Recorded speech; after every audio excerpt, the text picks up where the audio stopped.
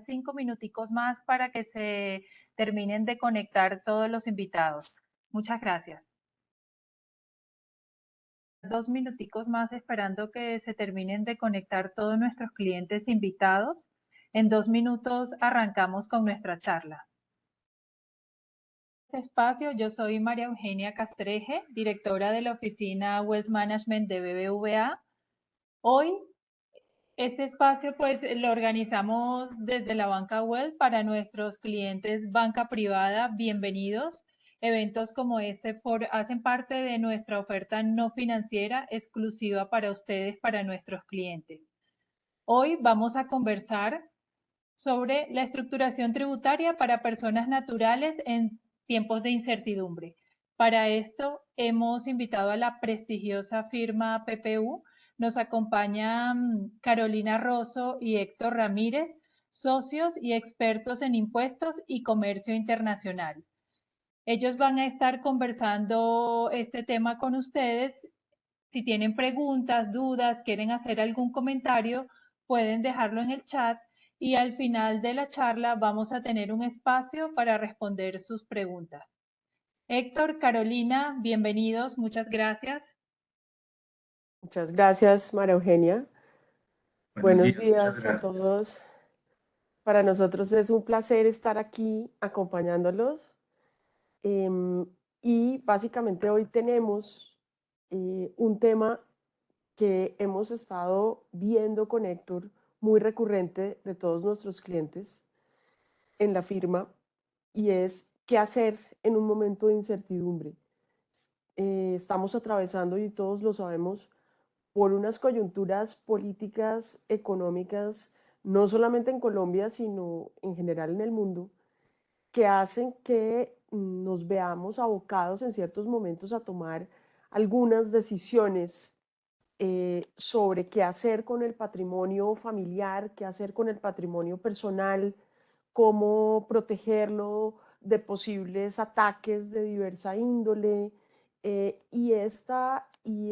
Digamos, esta pregunta nos la estamos haciendo mucho con Héctor porque los clientes nos están preguntando mucho qué hacer. Si hay devaluación del peso colombiano, deberíamos tener estructuras con inversiones afuera, deberíamos mantener los activos en Colombia. Y obviamente que en todas esas preguntas, el tema tributario y cuáles van a ser los efectos tributarios que tiene una decisión u otra, pues es crucial. Y por eso hemos querido venir a contarles un poco lo que estamos viendo en relación con esa incertidumbre y cómo planear el patrimonio y cómo proteger el patrimonio de posibles riesgos de muchas índoles. Y ya lo vamos a ver con Héctor. Entonces, digamos que en primera medida hay un tema que quisiéramos comentar y es que no solamente el contexto económico y político son amenazas reales, digamos, de lo que puede pasar con el patrimonio personal o con el patrimonio personal, sino que la regulación tributaria, que como todos sabemos es muy cambiante y todos los días estamos viendo cambios, todos los años estamos teniendo reformas tributarias, pues también hace que se agregue un elemento adicional a esa incertidumbre. Estamos viendo cambios en materia tributaria en los últimos años muy recientes. Tuvimos una reforma en el año 2016, una reforma en el 18, una reforma en el 19, una reforma en el 20 y una reforma que entró a regir este año, que es una reforma del año 2021. Todos son cambios muy importantes y no vamos aquí a entrar digamos, a describirlos con detalles, pero sí hemos querido traer ciertos temas que la ley trae que tienen que ver con los patrimonios familiares. Cambios en materia tributaria que sí van a influir directamente en cómo se tienen las estructuras patrimoniales de las familias. Y por esa razón hemos venido aquí con Héctor a contarles un poco cuáles son esos cambios que también contribuyen un poco a la incertidumbre y cuáles serían eventuales soluciones frente a esa incertidumbre que estamos viendo, incluso legislativa. Dentro de la última reforma tributaria se incluyó un paquete de normas sobre una serie de estructuras que pueden estar en Colombia o en el exterior, estructuras que tienen que ver con fundaciones de interés privado, que tienen que ver con trusts, que tienen que ver con fiducias también, que tienen que ver incluso con seguros, seguros que tengan un componente que la ley llama materialmente de ahorro. Y básicamente lo que vemos es que por primera vez lo que está ocurriendo es que el legislador colombiano está tratando de regular de alguna manera y de capturar de alguna manera unos recursos que estén en una serie de estos vehículos, que estén en una fundación de interés privado, que estén en un trust, en fin. Ustedes saben que nosotros, pues en Colombia solamente conocemos las fundaciones que son de interés público, que son las fundaciones que se dedican a, digamos, obras de caridad, a ciertas funciones de interés público para proteger la niñez, en fin. Pero la legislación extranjera reconoce una serie de figuras que no necesariamente son para el interés público, sino que puede haber un caso, por ejemplo, el de la fundación, puede haber fundaciones que sean solamente del interés de la familia, de una sola familia. O puede haber una figura que es más conocida por el derecho anglosajón, que es el trust, que es una figura que también es interesante a la hora de planear, y ahorita vamos a ver un poco con Héctor con más detalle de esto. Pero también hay una serie, digamos, de recursos a los cuales uno puede acudir cuando está tratando de proteger su patrimonio. En muchos casos la ley lo ha querido regular, en otros casos, de alguna manera, ciertas autoridades han satanizado estas figuras cuando estas figuras no tienen nada ilegal, sino que están, por el contrario, previstas en la ley. Y pues lo que hay que hacer es verlas, entender cómo funcionan y estructurarlas de una manera lógica y sólida desde el punto de vista legal. En el caso de las fundaciones de interés privado y en el caso de los trusts, en el caso de los seguros con componente material de ahorro, dice la ley, pues ya empiezan a darse una serie de criterios y la ley empieza a dar una serie de pasos para decir, bueno, ¿quién declara los bienes que están en una de estas estructuras? Y lo primero que hace la ley es asimilar este tipo de vehículos a fiducias, a patrimonios autónomos colombianos. Y básicamente lo que dice es que una fundación de interés privado del exterior, un trust o un seguro con componente de ahorro, se van a ver bajo la ley colombiana como si fueran patrimonios autónomos. Los patrimonios autónomos desde el punto de vista fiscal colombiano son transparentes, es decir, que una vez ingresa una renta o un ingreso al patrimonio autónomo, inmediatamente ese ingreso se imputa en cabeza del fideicomitente o del beneficiario, dependiendo del caso, de ese patrimonio autónomo. Entonces, de alguna manera, la ley hace un esfuerzo de forzar y de tratar de acomodar una serie de estructuras que no se rigen por la ley colombiana, que son muy distintas, y no obstante eso, pues los mete dentro de un vestido y les da ese vestido y dice, todo lo que me suene a mí a figura extranjera, yo lo voy a asimilar a un patrimonio autónomo colombiano. Y cuando la ley hace eso, pues se generan un montón de distorsiones y un montón de, digamos, contradicciones en la misma legislación. Sobre todo porque tenemos un gran problema y es que toda esta regulación de vehículos extranjeros se hizo sobre una base y una premisa que es equivocada. Y esa premisa es que se reguló un impuesto que ya no existe. Se reguló, si ustedes recuerdan, el impuesto de normalización tributaria, que es un impuesto que se generaba cuando existían activos omitidos o pasivos inexistentes. Entonces, lo que hace la ley es tomar la legislación del impuesto de normalización tributaria y dentro de la legislación del impuesto de normalización tributaria regular todos estos vehículos y decir, ok, las fundaciones de interés privado se entienden de esta manera, el trust se entiende de esta manera, los seguros de esta manera, y de alguna manera, pues todo esto quedó con contradicciones, con distorsiones, no quedó bien regulado, porque a propósito de un impuesto que ya terminó, porque esa oportunidad y esa ventana ya se cerró, lo que se hizo fue tratar de regular una serie de vehículos. ¿Y cómo lo hace la ley? Diciendo, pues para todos los efectos de impuesto de renta, de impuesto de ganancias ocasionales, de alguna manera lo tratan de hacer, pero no quedó bien hecho.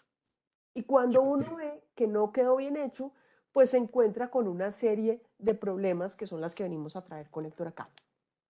Yo diría, Carolina, en esa misma línea, rescataría dos puntos fundamentales.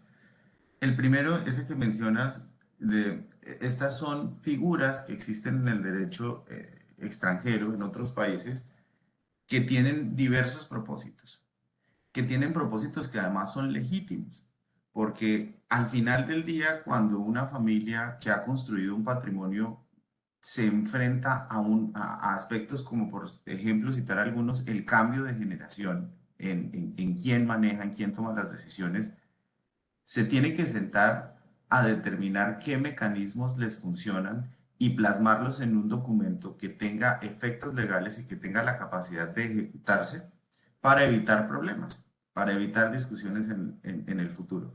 Y todas estas figuras que tienen una regulación específica en el exterior, como decía Carolina, lo que ha venido pasando es que Colombia ha tratado de reconocerlas o de alguna manera regularlas. Y yo creo que el camino efectivamente es darles algún alcance para efectos fiscales sin satanizarlas porque tienen diversos propósitos que son absolutamente legítimos. Y entonces, dentro de ese esfuerzo, pues a veces se cometen errores o se regulan de maneras que pudieran perfeccionarse.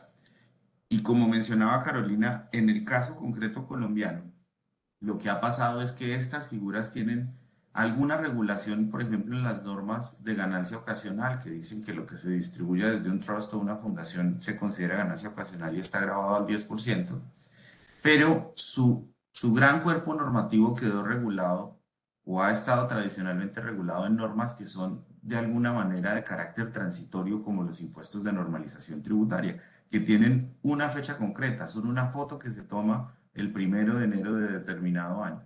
Y dentro de ese cuerpo normativo, que como les digo tiene un carácter transitorio porque se causa una vez ese impuesto, se determina una vez, se ha regulado qué pasa con los trusts, las fundaciones de interés privado y los seguros con componente de ahorro material, y se ha extrapolado eso a los efectos en el impuesto para la renta.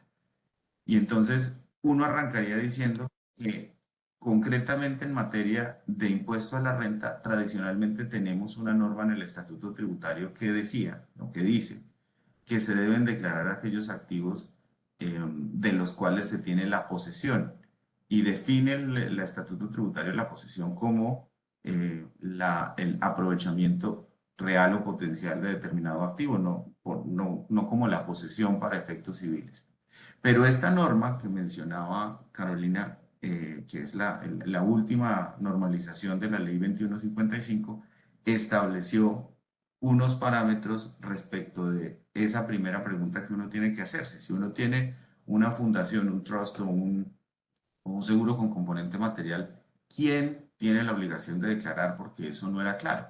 La autoridad tributaria había venido estableciendo unos criterios a través de opiniones, de conceptos, pero no había completa claridad. Y lo que dice la ley, de nuevo, dentro del marco normativo del impuesto de normalización tributaria, es que debe declarar quien sea beneficiario. Pero a continuación, existen unos beneficiarios que tienen unas características que no permiten atribuirles directamente ese beneficio cuando hay condicionamientos. No inmediatamente adquieren el beneficio, sino está sujeto a unas condiciones. Cuando no tienen la capacidad de disponer de los activos, cuando no tienen control o cuando simplemente el beneficiario es indeterminado. En esos casos, esa disposición establece que en ausencia de un beneficiario que tenga estas características, que tenga disposición, que efectivamente sea beneficiario inmediato, que esté debidamente determinado, deberán declarar los fundadores u originarios del patrimonio. Claro, y fíjense ustedes que un problema que tiene la ley, otro problema, porque aquí no hemos hecho más sino criticarla, es que realmente desconoce cómo funcionan las familias. Nosotros tenemos muchos casos en los cuales incluso el padre de familia establece a sus hijos como beneficiarios de un trust o de una fundación de interés privado y ni siquiera le ha dicho a los hijos, ni siquiera los hijos saben que son beneficiarios. Y resulta que la ley dice, a mí no me importa, sepa o no sepa, usted tiene que declarar. Tenemos incluso beneficiarios que no han nacido, que son los nietos, y eso puede pasar. Y entonces resulta que la ley de alguna manera les impone una obligación tributaria a personas que no han nacido. Entonces es casi que chistoso porque uno dice, si la ley no sabe, si la ley no sabe, mejor dicho, si la familia no sabe ni siquiera cómo es que está establecido quién es el beneficiario, pues mucho menos lo va a poder hacer la ley. Realmente la regulación en esto es una regulación defectuosa, hay que revisar con mucho cuidado. Y si vemos en la siguiente diapositiva, pues hay otros casos en los cuales tampoco la ley es clara en relación con una serie de figuras que son normales. Yo puedo tener, por ejemplo, un residente colombiano que ahí está pintado nuestro muñequito, que tiene o una fundación de interés privado, o tiene un trust, o tiene una sociedad. Aquí le pusimos por poner cualquier bandera, la bandera panameña. Es una estructura común y corriente, muy común. Y resulta que ese vehículo tiene a su vez un portafolio de activos, o tiene una cuenta bancaria y tiene unos inmuebles.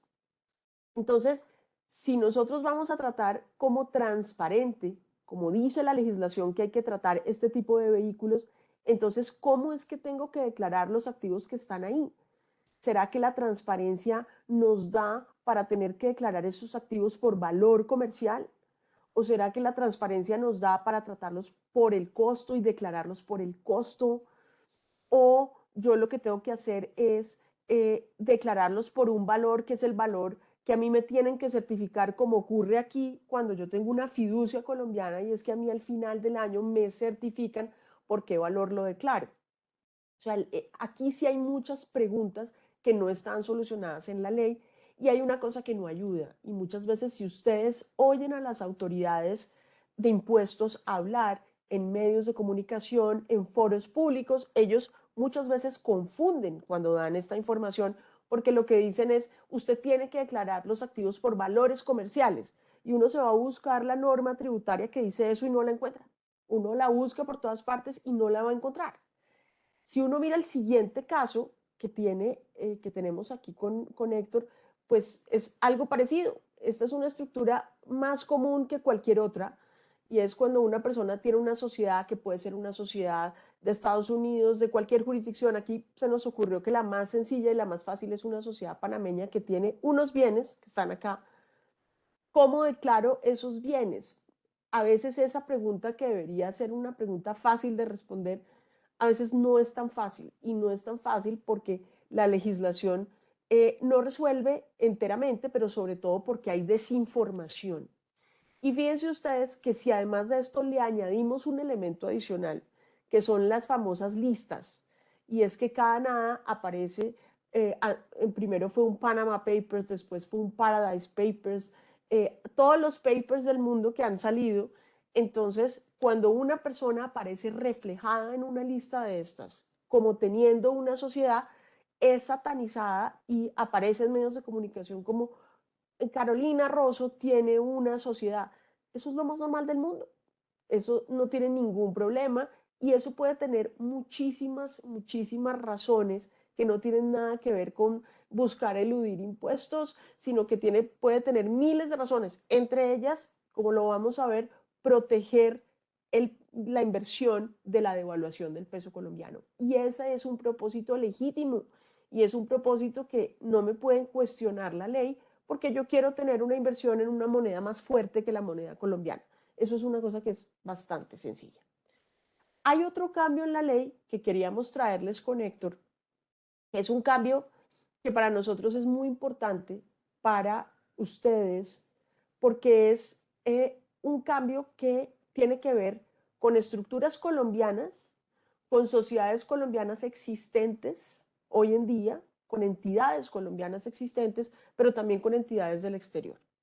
Y esto lo que hace, y después creo que BBVA nos va a tener que invitar a hacer un webinar solo de este tema, porque es un tema gigantesco. Lo veremos después en detalle, pero sí queríamos contarles que la ley trae una serie de normas sobre lo que se entiende hoy en día por beneficiarios finales.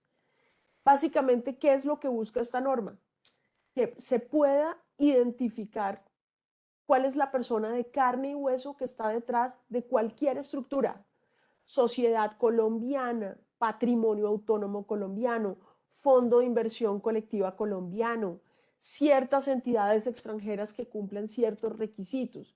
Lo que busca la ley es saber quiénes son las personas de carne y hueso que están detrás de todo. Y entonces crea esta nueva regulación de beneficiarios finales. Y el problema es que utiliza un criterio que es un criterio que ha sido muy criticado porque es un criterio que utilizan los países para perseguir delitos internacionales. ¿Por qué para perseguir delitos? Porque en el caso de delitos como el lavado de activos, como la financiación del terrorismo, pues básicamente lo que se busca es que no importa cuántas capas haya en una estructura, que sea muy compleja, que haya 10, 15 sociedades, pues yo tengo que buscar quién es la persona natural que esté ahí. Y a mí me aparece, si me aparece un representante legal, pues a ese representante legal sí le puedo atribuir una responsabilidad penal. Desde el punto de vista tributario, si después de un montón de estructuras y de capas me aparece un representante legal, pues él no debería yo poderle atribuir responsabilidad tributaria. Pero adivinen que la ley se la atribuye y dice, mire, si usted no pudo encontrar quién es la persona natural, pues repórteme a ese representante legal. Entonces, básicamente, lo que dice esta nueva regulación, que es importante tener en cuenta, es que todas las entidades colombianas con o sin personería jurídica, y esto es muy importante, pues básicamente tienen que informar las personas naturales que están detrás y lo tienen que hacer en un nuevo registro que se llama el Registro Único de Beneficiarios Finales. Este va a ser un registro que va a ser una plataforma que va a administrar la DIAN. Ya hemos visto un poco cuáles son los posibles borradores, entre comillas, de esta plataforma, y uno mismo tiene que reportar e identificar que en una sociedad colombiana, por ejemplo, hay ciertos beneficiarios finales. ¿Qué pasó con estos criterios para identificar quién es beneficiario final? Pues que nos volvimos en Colombia más papistas que el Papa. ¿Por qué? Porque básicamente lo que dice la norma es que yo puedo tener unos criterios respecto de sociedades en los cuales me miran la propiedad que tengo sobre las acciones. Puedo tener unos casos en los cuales no estoy pensando en la propiedad de las acciones, sino estoy viendo si controlo o no controlo una sociedad. Y en otros casos, si no cumplo con el criterio de propiedad o de control, me voy a ver quién es la persona que tiene el cargo más alto dentro de la sociedad. El representante legal, el presidente de la junta directiva, el gerente, y es a esa persona a la que tengo que reportar. Entonces, en el caso de la propiedad, la norma colombiana se fue con un criterio de propiedad bajitico y dijo, mire, si usted tiene el 5% de una sociedad, usted ya es para la ley colombiana un beneficiario final. Y obviamente, pues cuando uno le dicen que por tener el 5% es beneficiario final de una sociedad, pues no deja de pensar que es un criterio completamente exagerado y arbitrario, porque yo puedo tener muchísimas personas que cumplan con el 5% y no por eso ser consideradas como las personas naturales que están detrás, y sin embargo para la ley sí son consideradas como tales. Y ese Entonces, 5% puede ser uh -huh, indirecto, es decir, hay que subir, claro, encontrar una persona natural Y eso puede ser una labor muy dispendiosa. Imagínense ustedes sociedades que cotizan en bolsa, que ese es otro enredo, que está armando la nueva legislación porque al final del día, a partir de esos conceptos que decía Carolina, que son para fines de persecución de delitos aplicados al derecho penal, aplicados al derecho tributario, estamos llevando a una confusión entre quién es beneficiario, quién está obligado a hacer una declaración para fines fiscales, quién es contribuyente de un impuesto, y todas esas son figuras que tienen linderos diferentes y que a partir de esta regulación se están mezclando, pero sobre todo que la reglamentación al no ser clara está haciendo muy difícil cumplir. Cuando uno se enfrenta a la norma, el problema es cómo hago para cumplirla. Totalmente de acuerdo. Y fíjense ustedes que están enredados con el tema penal que al final le dicen, si usted no encontró a nadie, reporte al representante legal. Y entonces si uno termina reportando al representante legal, la pregunta que nos hacemos con Héctor es, bueno, pero entonces si yo reporto los representantes legales, ¿eso le sirve a la DIAN para tener más recaudo? ¿Esto va a aumentar los impuestos en cabeza de la DIAN? No, porque el pobre representante legal, pues si bien sirve para servirá para darle responsabilidad penal en una discusión de delitos y en otro tipo de discusiones, pues desde el punto de vista fiscal ese señor no va a pagar un solo peso en relación con esa sociedad. Entonces, de alguna manera sí vemos que hay una terquedad de la administración tributaria, quieren que uno reporte y reporte algo, pero muchas veces no tienen claro cuál es la finalidad y cuál es la utilidad de ese reporte. Entonces, aquí, pues, lo que vemos es que es una obligación que va a ser costosa de cumplimiento, digamos, en materia de cumplimiento, porque pues hay que reportarlo respecto de todo tipo de entidades, como decía Héctor, incluso entidades que coticen en bolsa, incluso entidades sin ánimo de lucro, en fin. Este tema de beneficiario final tiene muchísimo para tratar. Aquí incluso mostramos en la diapositiva que esta es una novedad de la ley y es que la ley incluye a las entidades que no tienen personería jurídica. Entonces esto nos incluye todos los patrimonios autónomos colombianos, nos incluye los fondos y la pregunta ahí es ¿cómo se va a reportar esto? Además, porque también incluye entidades extranjeras.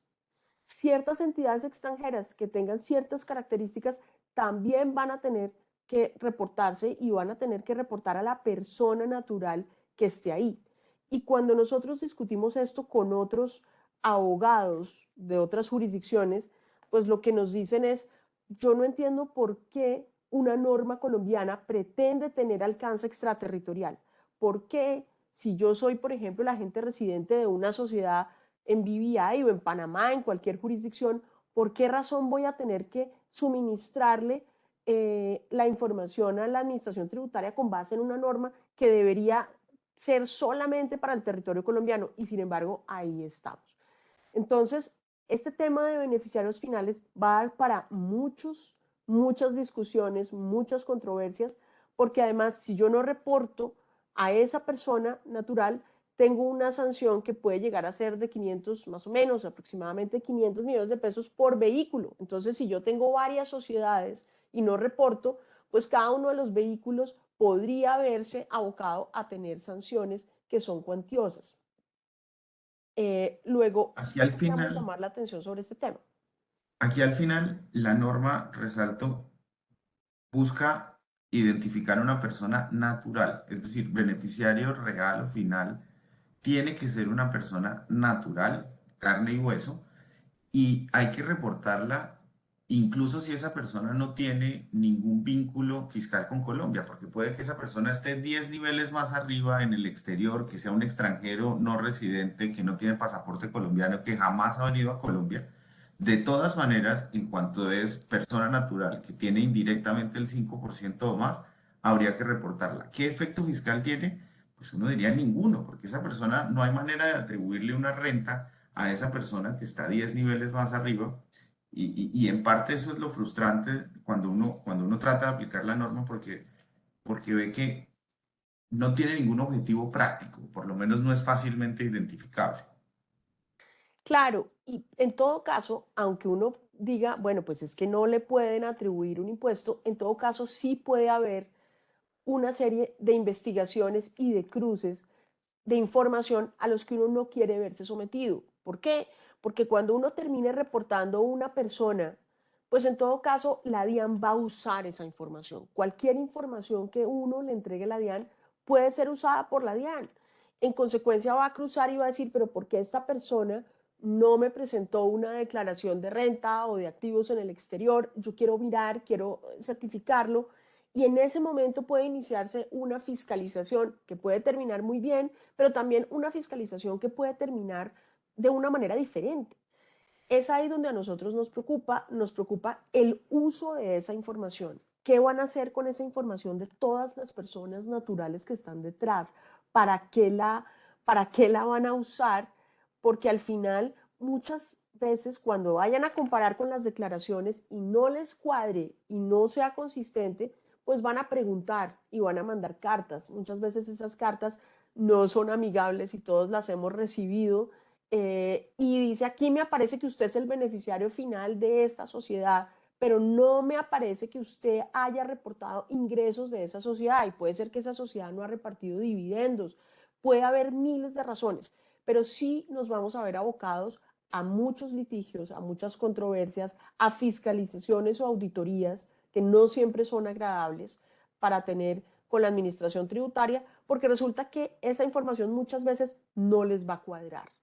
Entonces, incluso eso puede llevar, y a nosotros nos ha pasado, a que la DIAN asuma posiciones y que asuma posiciones que no son legales y digan, ok, así usted no se considere que es residente colombiano, usted sí tenía que declarar ciertos activos o ciertas rentas de fuente colombiana y no las declaró. Entonces eso puede terminar en una fiscalización que al final termina en un litigio que es costoso para el contribuyente, que es engorroso y que aunque al final gane el contribuyente, pues nadie quiere pasar por eso. Pero también puede pasar que el contribuyente pierda esa discusión. Entonces, en ese sentido, es muy importante saber qué se reporta, tener mucho cuidado con esto. Este es un tema que sí les recomendamos que revisen con lupa, porque un reporte equivocado puede llevar a una fiscalización, un reporte mal hecho puede llevar a un litigio. Entonces, ese es un tema que queríamos traerles acá con Héctor.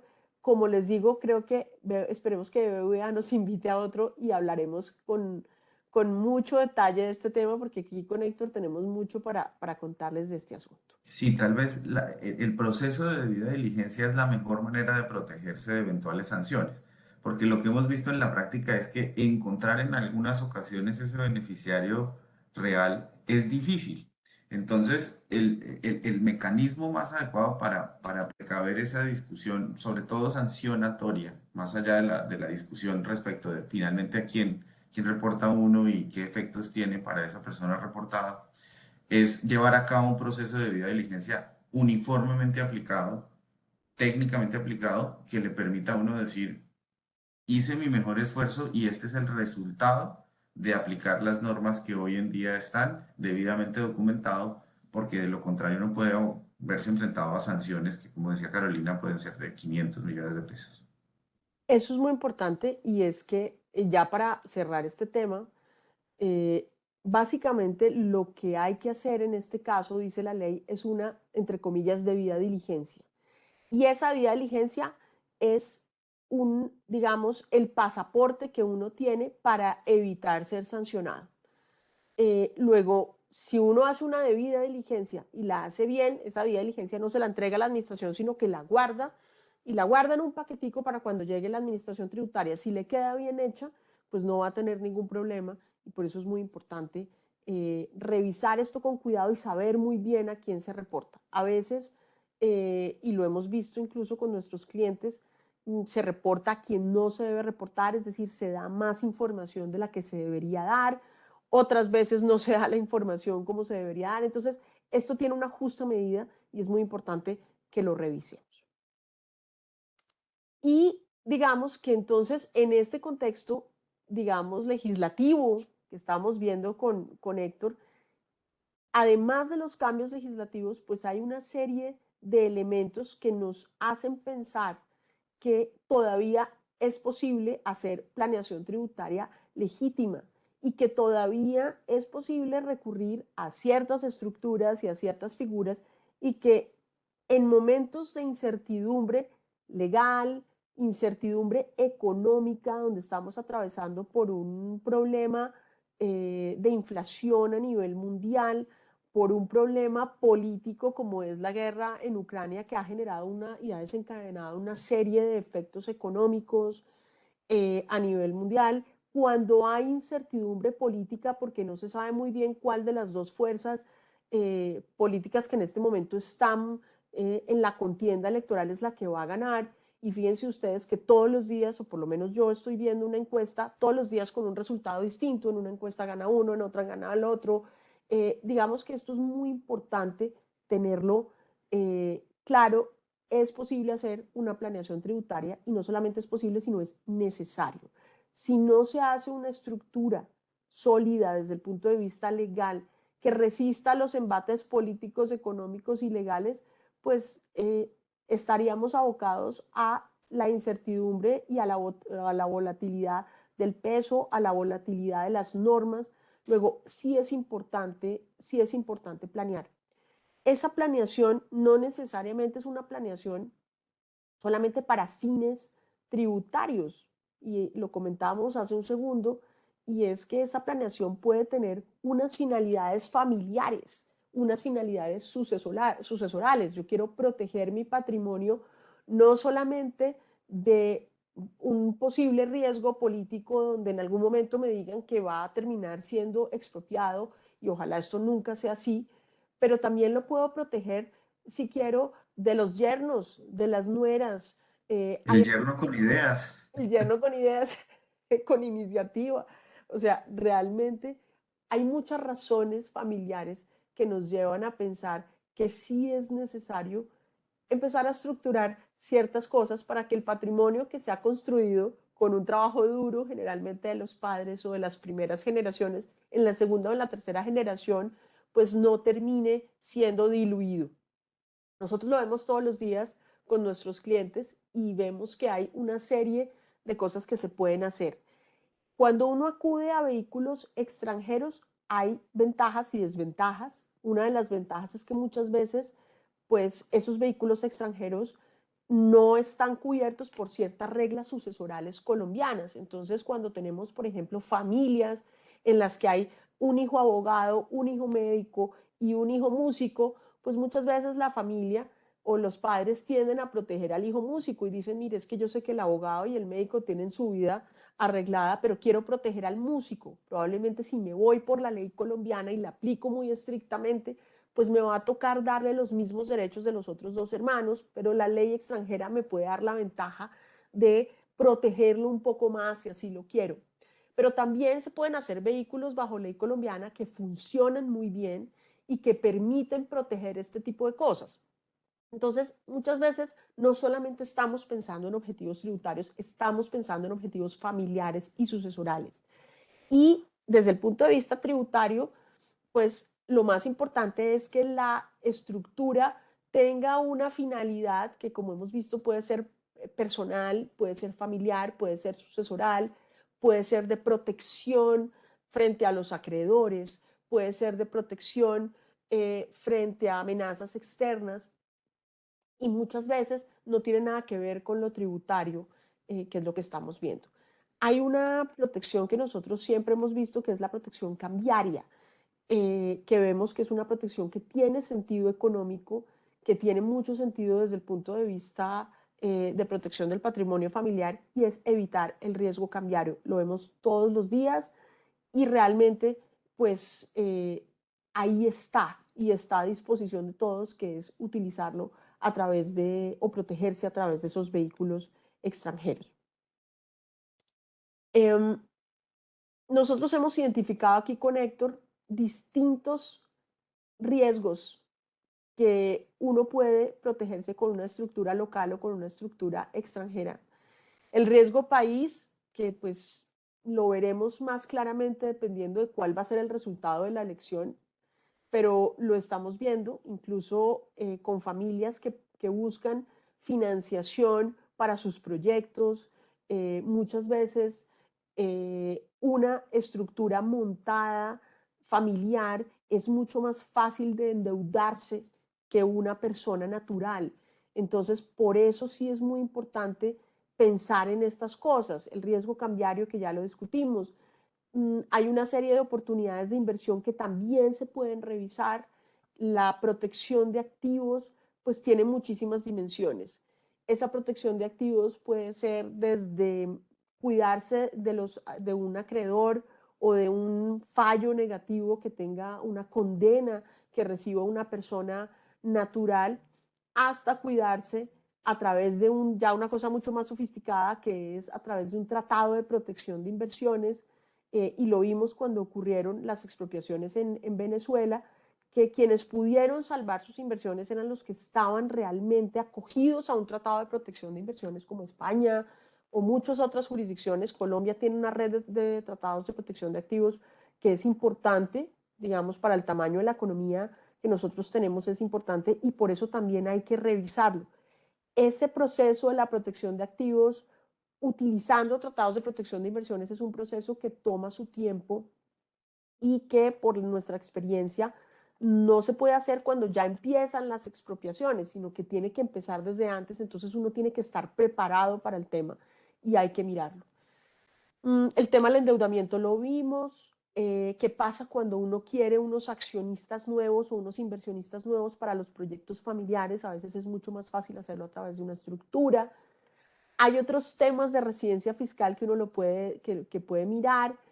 Muchas veces nos preguntan, y esto nos lo preguntan a Héctor y a mí todos los días, y es: ¿qué hago? ¿Me quedo como colombiano? ¿Me cambio de nacionalidad? ¿Me cambio de residencia fiscal? Y ahí hay que tener una serie de consideraciones muy en cuenta, y es que para la ley colombiana, muchas veces el cambio de residencia fiscal no es una solución. Si yo me cambio de residencia fiscal, a veces, pues, no estoy solucionando cosas, porque mantengo la nacionalidad colombiana y mi patrimonio, la gran parte de mi patrimonio y mis activos están en Colombia. Entonces, si la balanza se inclina hacia que la mayoría de los activos y de los ingresos estén aquí en Colombia, los cambios de residencia fiscal no son una solución. Otras veces, los cambios de residencia fiscal sí son una solución, dependiendo de dónde están ubicados los activos y dónde pesan más los activos y el patrimonio de una persona natural. Luego, eso también hay que revisarlo. Creo que vale la pena revisarlo si uno está mirando todos sus temas personales y familiares. Yo diría, a modo de resumen, cada familia es un universo distinto y cada Ujú. familia tiene unas necesidades y unas complejidades que se tienen que atender específicamente. Y todo esto, cuando uno hace una planeación, tiene que mirar todos esos aspectos. De alguna manera también hay que revisar hacia dónde quiere ir la familia, si la familia quiere mantener la unidad empresarial, porque al atomizarla, cuando pasa a la segunda generación y cada quien tiene un interés diferente, pues pierde valor el negocio. También es importantísimo prevenir los conflictos dentro de la familia a la hora de tomar decisiones. Luego, una transición asertiva que se puede documentar a través de un protocolo de familia en cualquiera de estos mecanismos es fundamental. La protección a la hora de tomar decisiones para que no intervengan terceros que no tienen vínculo sanguíneo. Y los condicionamientos específicos que a veces los fundadores de la riqueza quieren hacer para proteger la toma de decisiones y para proteger a ciertos miembros de la familia. Luego, como ustedes pueden ver, estas planeaciones pueden obedecer a muchos intereses diferentes que no tienen que ver con lo fiscal. Por supuesto, lo fiscal, hacer eficiente esto es sumamente importante, pero todas esas consideraciones se deben tener en cuenta.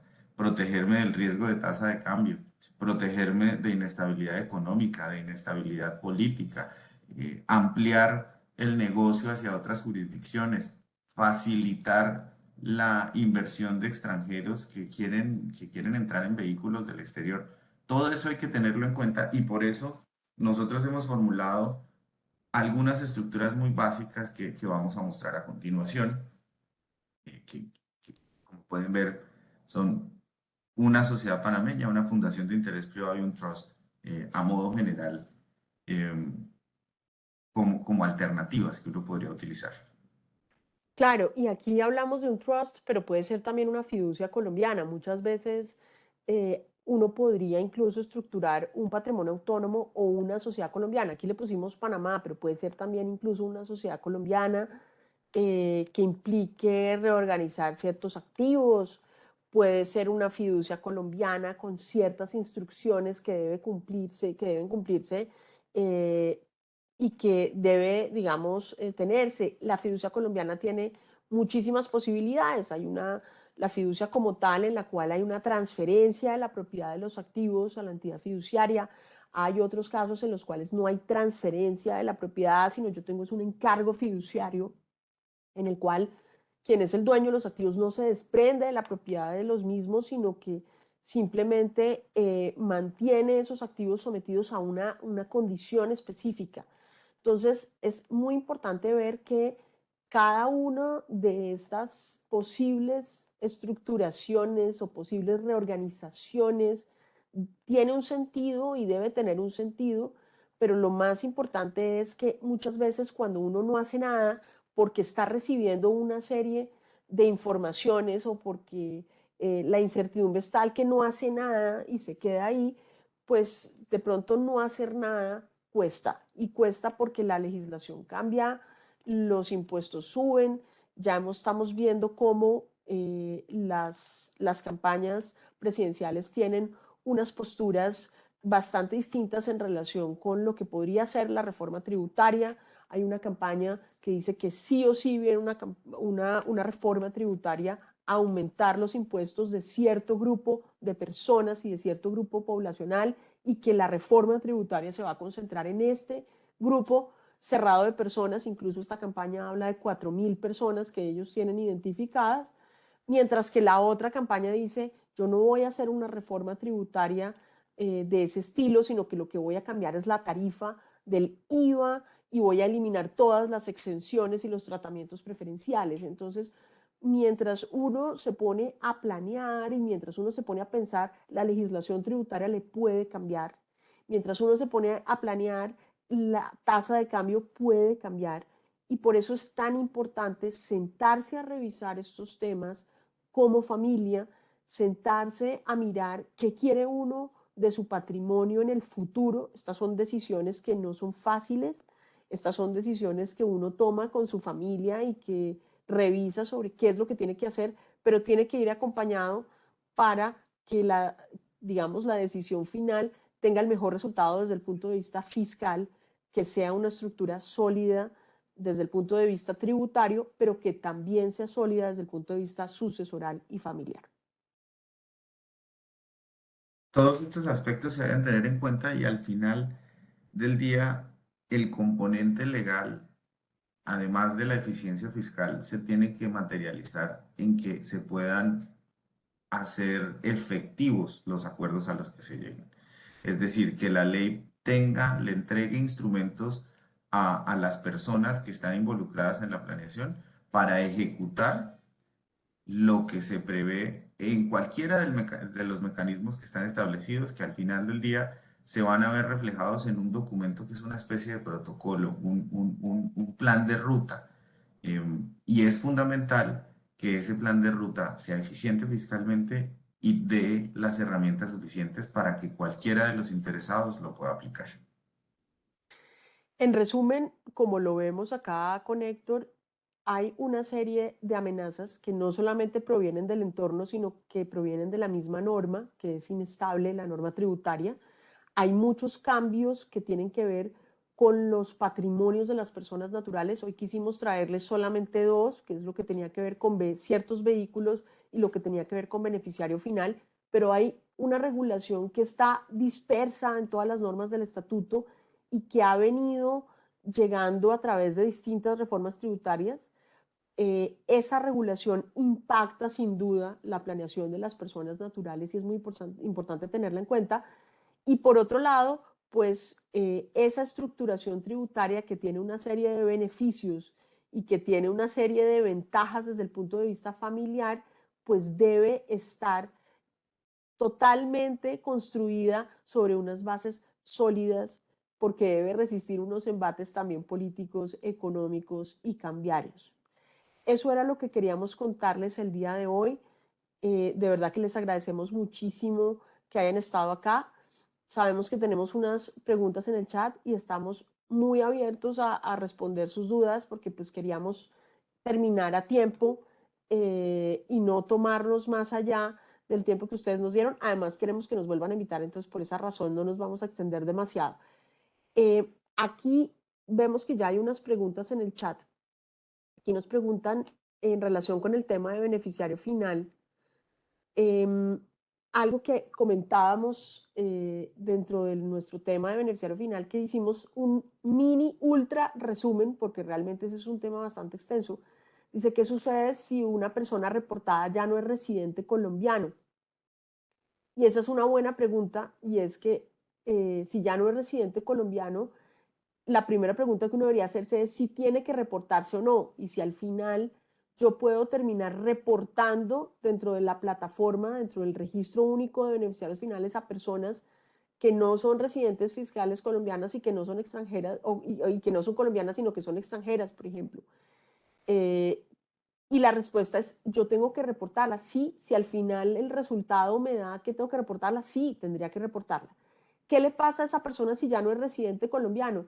Pues eventualmente si no tiene obligaciones tributarias en Colombia porque ya no tiene ingresos o sus ingresos están todos sometidos a retención en la fuente y esa retención le es pagada al Estado, pues puede ser que no pase nada, pero también lo que decimos, lo que nos preocupa más a nosotros es los cruces de información.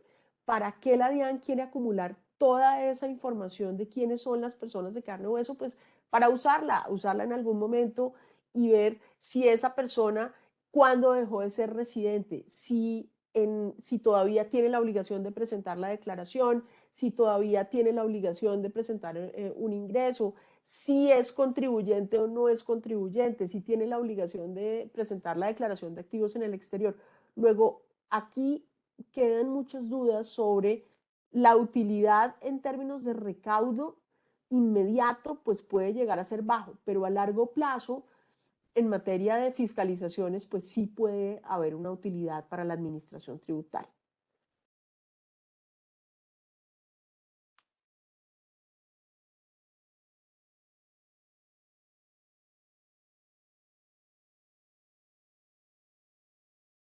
Aquí nos preguntan, en ese caso no sería doble tributación, una en el país de residencia y otra en el país donde está la sociedad.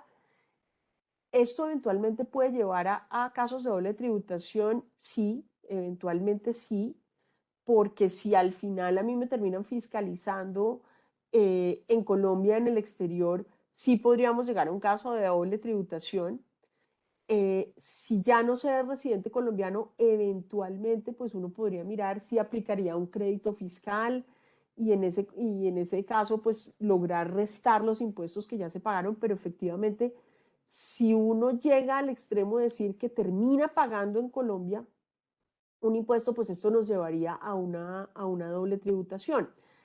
Y no, digamos que yo también diría que por eso es que es tan delicado el tema de beneficiario final, y es que uno puede terminar en una situación sin salida, y es que ya no es residente colombiano precisamente para evitar el pago de impuestos, pero en todo caso termina siendo reportado en Colombia porque es la persona de carne y hueso que está al final de una estructura. Entonces es ahí donde creo yo que está el peligro de esta figura.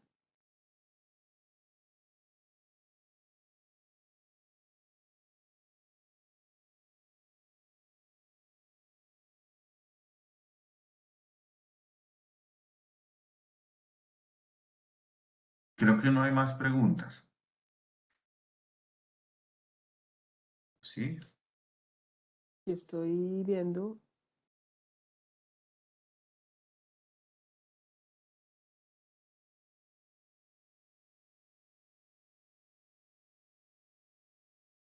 Aquí nos preguntan, ¿sería mejor en caso de una herencia en que ésta se reparta antes? Esto siempre me lo preguntan en todos los webinars.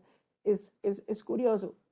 Hay un tema en relación con las herencias y es que muchas veces uno puede decidir repartir en vida lo que tiene, o puede hacer distintas figuras. No necesariamente tienes que repartir todo, sino puedes acudir a ciertas figuras eh, que te da el derecho civil. Hay una figura que es muy conocida y muy antigua, que es la figura del usufructo. Entonces, uno puede partir la propiedad y le da el derecho de disponer los bienes a una persona y el derecho de explotar los bienes a otra. Eso se puede hacer. Tú también puedes repartir todos los bienes en vida. Muchas veces es más lógico hacerlo en vida porque te garantiza una serie de cosas. En este momento, como están las cosas, la tarifa de ganancias ocasionales, en el caso de herencias, es la tarifa más baja que tiene el estatuto tributario, que es el 10%. Y no sabemos qué vaya a pasar en la siguiente reforma tributaria. Uno no sabe si en la reforma tributaria del siguiente gobierno ese 10%, que hoy en día es un impuesto razonable que la gente paga, digamos, porque a veces es más costoso hacer maromas que pagar el 10%, no sabemos qué vaya a pasar con la reforma tributaria. Entonces muchas veces uno dice, prefiero organizar en vida, de pronto no reparto todo, acudo a una figura combinada, puede ser una figura de usufructo, de reparto, puedes acudir a figuras como las donaciones. Ahí hay muchas cosas que uno puede hacer en vida si lo quiere repartir, pero a veces tiene sentido hacerlo, sobre todo si quiere protegerse frente a un cambio de tarifa. Y los cambios de tarifa pueden ser complicados. Ese comentario es súper importante porque recuerden ustedes que en las últimas proyectos de reforma tributaria se barajó la posibilidad de cambiar esas reglas de los impuestos en las sucesiones, que hoy, como decía Carolina, es el 10%, que es la tarifa más baja que hay, sobre una base además reducida que es el costo fiscal en la mayoría de los casos de los activos al 31 de diciembre del año anterior. Es decir, no estamos hablando de valores comerciales y estamos hablando de una tasa pequeña. Entonces, las últimas veces se alcanzó a comentar un incremento de la tasa al 15 o 20 y un cambio sobre todo en la base gravable, que ya no sería costos, que es la generalidad dependiendo del bien que se esté asignando, sino valores comerciales. Entonces, fíjense ustedes que es casi como venderlo a un precio mínimo fiscal. Eso tiene un impacto importante. Y recuerdo que cuando eso ocurrió, cuando se estuvo discutiendo esa posibilidad, se aceleraron las asignaciones sucesorales. Sucesiones que llevaban 10, 15 años quietas, se aceleraron porque es que el cambio de ley implica un aumento muy significativo del impuesto. Aquí nos preguntan cómo es el efecto usufructo, quién paga los impuestos, los nuevos propietarios, herederos. En el usufructo lo que pasa es que la propiedad plena que hay sobre un bien, de alguna manera se parte. Y entonces una persona queda con la nuda propiedad, que es el derecho de disponer del bien, y otro queda con el usufructo, que es el derecho de recibir los beneficios del bien, de explotarlo.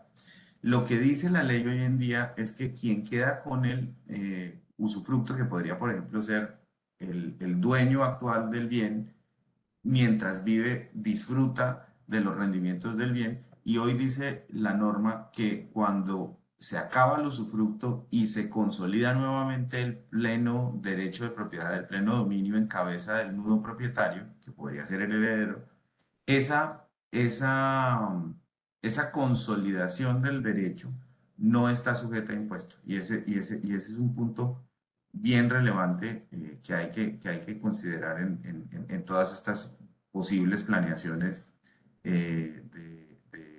impositivas. Luego el mensaje tal vez es, hay mecanismos, hay muchos mecanismos, tanto en la legislación nacional, civil, como el usufructo, comercial, como las fiducias, los encargos fiduciarios.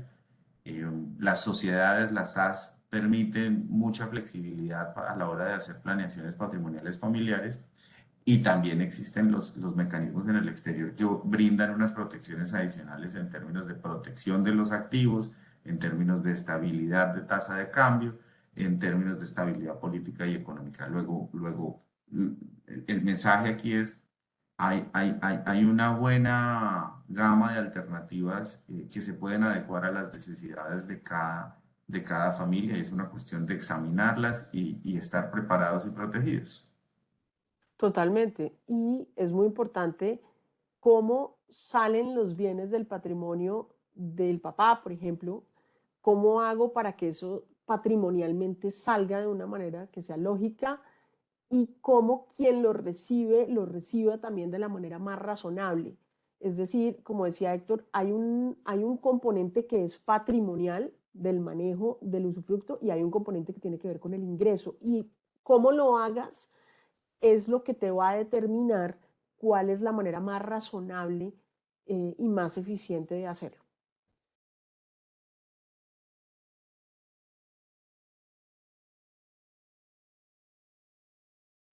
Listo, bueno, pues muchísimas gracias, Carolina, Héctor, muchas gracias. Gracias por toda esta información tan valiosa para nuestros clientes.